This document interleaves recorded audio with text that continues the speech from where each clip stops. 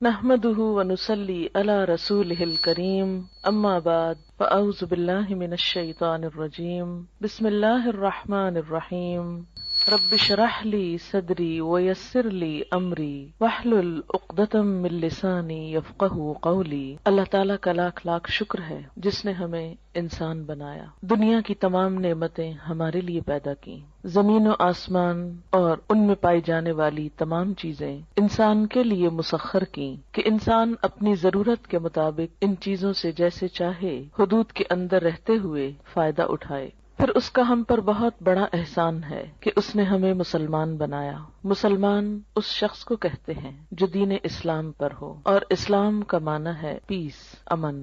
گویا مسلمان وہ شخص ہوتا ہے جو پرامن ہوتا ہے، اندر سے پرسکون ہوتا ہے، لوگوں کے ساتھ پرامن ہوتا ہے۔ لوگوں کے ساتھ وہی شخص پرامن ہو سکتا ہے جو اندر سے پرسکون ہو۔ اگر کوئی شخص خود اندر سے بے چین ہو، غیر مطمئن ہو، غم، غصے، غضب کا شکار ہو، وہ شخص دوسروں کے ساتھ اچھا معاملہ نہیں کر سکتا۔ اسی طرح وہ شخص جو اندر سے بدنیت ہو، حسد کا شکار ہو، بدگمانی کا شکار ہو، برے جذبات کا شکار ہو، وہ شخص بھی دوسروں کے ساتھ اچھا برتاؤ نہیں کر سکتا۔ نبی اکرم صلی اللہ علیہ وسلم نے مسلمان کی تعریف یہ بتائی کہ المسلم من سلم المسلمون من لسانہ و یدہ، مسلمان وہ ہوتا ہے جس کے ہاتھ اور زبان سے دوسرے مسلمان سلامت رہیں، یعنی ان کو کوئی تکلیف نہ پہنچے۔ تو جیسا میں نے عرض کیا کہ دوسروں کو سلامتی وہی دے سکتا ہے جس کا اپنا دل سلیم ہو، سلامت ہو۔ دل کی سلامتی، دل کا اطمینان اور دل کا سکون اللہ کے ذکر میں ہے۔ قرآن پاک میں اللہ تعالیٰ فرماتے ہیں الا بذکر اللہ تطمئن القلوب، خبردار اللہ کے ذکر ہی سے دل اطمینان پاتے ہیں۔ جب دل مطمئن ہو جائیں، پرسکون ہو جائیں، تو ایسے شخص کی گفتگو میں بھی ایک ٹھہراؤ آ جاتا ہے، پرسکون ہو جاتا ہے، پھر وہ دوسروں کے ساتھ معاملہ کرنے میں بھی پرامن رہتا ہے۔ اس کے لیے ضروری ہے کہ ہم سب اللہ کا ذکر کرنے والے ہوں، اللہ کو یاد کرنے والے ہوں، اللہ سے دعا کرنے والے ہوں۔ اسی وجہ سے آج کی اس شام چند دعاؤں کا انتخاب کیا گیا ہے جن کو ہم اگر اپنی زندگی کا حصہ بنا لیں تو لازمی طور پر ہمارا دل پرسکون ہو جائے گا، ہمارے حالات بہتر ہوں گے، اور یہ سب کچھ ہمیں دنیا میں بھی ایک اچھا انسان بننے میں مدد دے گا۔ اور دنیا میں اچھا انسان بننا اس لیے بھی ضروری ہے کہ یہ دنیا پرامن ہو اور اس کے نتیجے میں ہماری آخرت پھر خوشحال ہو۔ ہم سب جنت کی خواہش رکھتے ہیں، ہم سب جنت کے امیدوار ہیں، جنت کے انتظار میں ہیں، لیکن یاد رہے کہ جنت پرامن لوگوں کی بستی ہے۔ جنت میں وہی جا سکتا ہے جو یہ ثابت کرے کہ میں ایک پرامن انسان ہوں۔ دنیا میں بھی جو انسان خود پرامن طریقے سے نہیں رہتا اور دوسروں کی جان، مال، عزت، آبرو پر حملہ کرتا ہے یا ان کو نقصان دیتا ہے تو ایسے شخص کو معاشرے میں کھلم کھلا چھوڑ نہیں دیا جاتا۔ دنیا میں بھی ایسے شخص کی جگہ جیل خانہ ہوتی ہے۔ ایسے لوگ جو معاشرے کا سکون برباد کریں، معاشرے میں بے چینی پیدا کرنے کا سبب ہوں، ان کو دنیا میں بھی پکڑ کر قید کر دیا جاتا ہے، اور اگر وہ دنیا کی قید سے بچ بھی جائیں، ان کا کوئی جرم ثابت نہ ہو سکے اور دنیا میں کوئی سزا نہ پا سکیں، تو آخرت میں ایسے لوگوں کے لیے پھر یقینی طور پر جیل خانہ ہے۔ اللہ کے جیل خانے کا نام جہنم ہے۔ وہ کون سی چیزیں ہیں جو انسان کو جہنم میں لے جاتی ہیں؟ ان میں انسان کی بری نیت سب سے پہلے آتی ہے۔ اگر کوئی شخص خانہ کعبہ کا طواف بھی کر رہا ہو لیکن اس کی نیت اللہ کو خوش کرنا نہیں، لوگوں کے سامنے اپنی نیکی کا پرچار کرنا ہے، تو اس کی وہ نیکی جعل سازی شمار ہوگی، قابل قبول نہ ہوگی۔ اسی طرح دوسری چیز جو انسان کو اللہ تعالیٰ کی نظر میں گراتی ہے وہ زبان کا غلط استعمال ہے۔ جھوٹ، چغلی، غیبت، دوسرے کو تانا دینا، یہ تمام چیزیں انسان کو اللہ تعالیٰ کی نظر میں گرا دیتی ہیں۔ یہاں تک حدیث میں آتا ہے کہ بسا اوقات انسان باقی زندگی میں کچھ اچھے ہی کام کرتا ہے لیکن اپنی زبان سے بعض اوقات ایسا کلمہ نکالتا ہے، ایسی بات نکالتا ہے کہ اس ایک بات کی وجہ سے وہ جہنم کی گہرائیوں میں جا پہنچتا ہے۔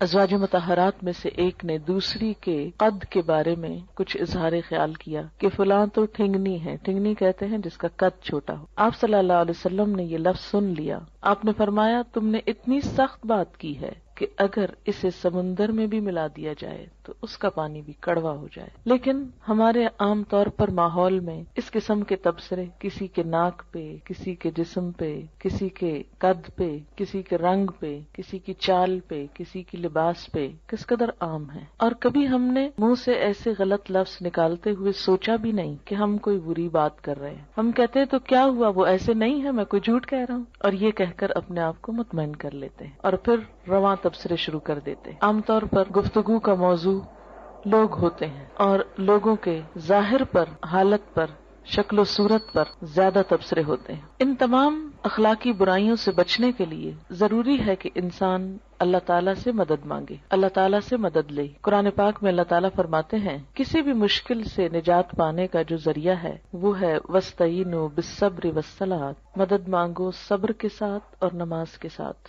نماز اللہ کے ذکر کا بہترین طریقہ ہے، اللہ کو یاد کرنے کا. نماز ایک دعا بھی ہے، لیکن نماز کے علاوہ یا نماز کے بعد بھی اللہ کو یاد کرنا اہل ایمان کا طریقہ ہوتا ہے. دعا ایک عبادت ہے، نہ صرف یہ کہ عبادت ہے بلکہ عبادت کا بھی نچوڑ ہے، عبادت کا بھی اعلیٰ ترین حصہ ہے. حدیث پاک میں آتا ہے کہ جو اللہ سے دعا نہیں مانگتا اللہ تعالیٰ اس سے ناراض ہو جاتا ہے. بعض اوقات ہم یہ سمجھتے ہیں کہ اللہ کو تو پتہ ہی ہے ہم کو کیا چاہیے اور وہ تو ویسے بھی دے سکتا ہے، ہمیں مانگنے کی کیا ضرورت. نہیں، آپ صلی اللہ علیہ وسلم نے فرمایا جو لوگوں سے مانگتا ہے لوگ اس سے ناراض ہوتے ہیں، اور جو اللہ سے نہیں مانگتا تو اللہ تعالیٰ اس سے ناراض ہوتا ہے. تو ہمیں لوگوں کی طرف توقع رکھنے اور ان سے مانگنے کی بجائے اللہ کی طرف رجوع کرنا چاہیے. دعا انسان کی بندگی، عاجزی اور اس کی عبادت کا ایک ذریعہ ہے، ایک طریقہ ہے. اللہ تعالیٰ اس بات کو ناپسند کرتے ہیں کہ کوئی بندہ اس کے آگے ہاتھ پھیلائے اور پھر وہ ان ہاتھوں کو خالی لوٹا دے، کیونکہ وہ کائنات کا بادشاہ ہے. لیکن عموماً ہم دعا مانگنے میں کچھ ایسی غلطیاں کرتے ہیں کہ جن کی وجہ سے دعا قبول نہیں ہوتی. اس میں سب سے بڑی غلطی یہ ہوتی ہے کہ بسا اوقات ہم دعا تو مانگتے ہیں لیکن غفلت کے ساتھ توجہ نہیں کرتے، ہمیں یہ نہیں پتا ہوتا ہم مانگ کیا رہے ہیں. بعض اوقات کیا کرتے ہیں، کسی مشکل کے لیے وظیفہ تو پڑھتے رہتے ہیں، کوئی مخصوص آیت 1000 دفعہ پڑھ لی، 2000 دفعہ پڑھ لی، لیکن دعا نہیں مانگتے. ہم سمجھتے ہیں کہ صرف یہ آیت پڑھنے سے ہی کام ہو جائے گا. اس طرح ہم اپنے اوپر ایک ناروا بوجھ بھی ڈالتے ہیں اور دعا سے بھی محروم رہتے ہیں. بعض اوقات ایسی دعائیں مانگتے ہیں جو اس موقع کی مناسبت سے نہیں ہوتی. بعض اوقات ہم کچھ چیزیں تو مانگ لیتے ہیں روٹین میں یا رٹے رٹائے جملے بول دیتے ہیں لیکن ان کو محسوس نہیں کرتے. اور بعض چیزیں ہماری ضرورت کی ایسی ہوتی ہیں کہ جن کو مانگنے کا ہمیں سلیقہ ہی نہیں آتا کہ وہ بھی مانگنی چاہیے. اس لیے وہ تمام چیزیں ہم مانگیں جو نبی صلی اللہ علیہ وسلم نے مانگی. وہ کیوں، کس لیے؟ اس لیے کہ آپ ہمارے لیے ایک بہترین نمونہ تھے. آپ کی دعائیں بھی قبول ہوئیں، آپ کے مانگنے کا طریقہ بھی ہم سے زیادہ بہتر تھا، اور آپ نے وہ تمام چیزیں مانگی جو مانگنی چاہیے اور جو ہمیں بھی اپنی زندگی میں مانگنی چاہیے. یہ زندگی ہمیں ایک دفعہ ملی ہے، اس زندگی کو ضائع ہونے سے بچا لینا چاہیے، دوسرا چانس نہیں ہے. اگر آج ہم نے اپنے وقت اور اپنی زندگی کی قدر نہ کی اور کچھ چیزوں سے محروم رہ کر دنیا سے چلے گئے تو یہ محرومیاں مستقل ہو سکتی ہیں. اس لیے عقل مند شخص وہی ہے جو اللہ سے مانگتا رہے. دعا انسان کی کوششوں میں ہونے والی کمی کو بھی پورا کر دیتی ہے. ایک شخص جو مانگتا رہتا ہے وہ اگر عمل میں کچھ کم بھی ہو تو دعا عمل میں آگے بڑھاتی ہے، اور اگر پھر بھی کمی رہ جائے تو اس کمی کو پورا کر دیتی ہے. ہماری کچھ دعائیں تو مانگی ہوئی فوراً پوری ہو جاتی، کچھ ایسے ہوتی ہیں کہ جو پوری نہیں ہوتی لیکن ان کے بدلے کوئی آنے والی مصیبت ٹل جاتی ہے. آپ صلی اللہ علیہ وسلم نے فرمایا کہ ایک طرف سے دعا اٹھتی ہے اور دوسری طرف سے مصیبت آ رہی ہوتی، وہ دونوں آپس میں جھگڑنے لگتی ہیں.